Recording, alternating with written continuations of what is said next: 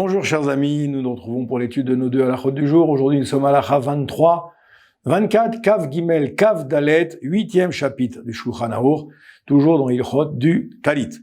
Halakha 23 nous dit ici qu'on ne doit pas s'interrompre entre la bénédiction et l'acte de mettre le Talit. C'est-à-dire toujours quand on fait une bénédiction, il faut tout de suite ensuite réaliser la bénédiction, passer à l'acte comme on dit. Donc ici, celui qui embrasse les tzitzit après la bracha, c'est avant de se couvrir, c'est pas une bonne chose. Il faut directement mettre le talit et pas passer par une étape intermédiaire. Voilà, pour pas rentrer dans ce qu'on appelle une hafsaka. Une hafsaka en hébreu, c'est une interruption. C'est-à-dire s'interrompre entre la bénédiction et l'action, ça s'appelle une hafsaka et ça pose problème par rapport à la bénédiction. Vous allez voir quelle importance. Alors juste une petite parenthèse, comme je me permets de faire, comme ça, qui est pas en rapport avec cette halakha.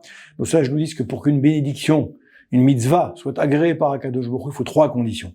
3 conditions. La première, il faut la faire déjà quand on est joyeux. Il faut être heureux de faire la mitzvah. Si on la fait avec la rasra, ça c'est pas bon. Ça c'est la première chose. La deuxième, il faut la faire selon sa règle, c'est-à-dire selon son code de la route. Chaque mitzvah a son code de la route qu'on appelle la halakha. La halakha, ça veut dire que on doit faire la mitzvah comme c'est indiqué. Et la troisième, il faut la faire avec kavana. Ça veut dire qu'il faut la faire avec concentration.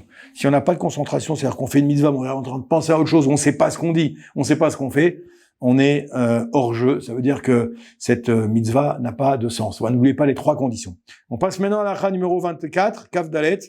Alors on dit maintenant, mais même si maintenant, bien que ce soit une façon plus méritoire de faire en sorte que quelqu'un dise la bénédiction à voix forte du talit, et moi je réponds Amen à sa bénédiction, comme souvent le font d'ailleurs les Ashkenazim. Vous savez que les Ashkenazim le matin, eux ils font les bénédictions du matin à la synagogue, à voix forte, et il faut qu'il y ait quelqu'un qui réponde Amen à sa bénédiction.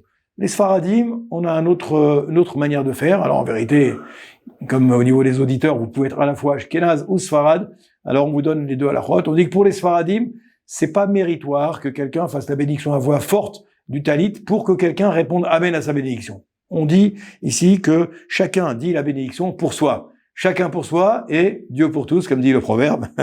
On nous dit ici parce que, en fait, pourquoi ? Parce que tout le monde ne sait pas comment acquitter l'autre. Tout le monde ne sait pas comment rendre quitte l'autre la bénédiction. C'est pour cette raison-là que chez les Sfaradim, on préfère ne pas rentrer dans ce petit jeu de rôle comme ça, où l'un va acquitter l'autre, où l'un va permettre à l'autre d'être acquitté de la mitzvah.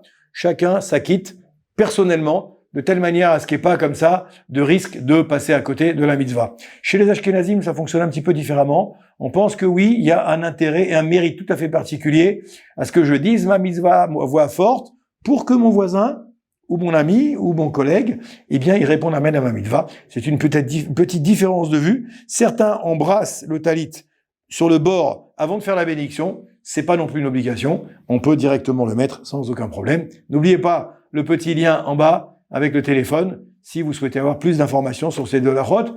Passez une très bonne journée.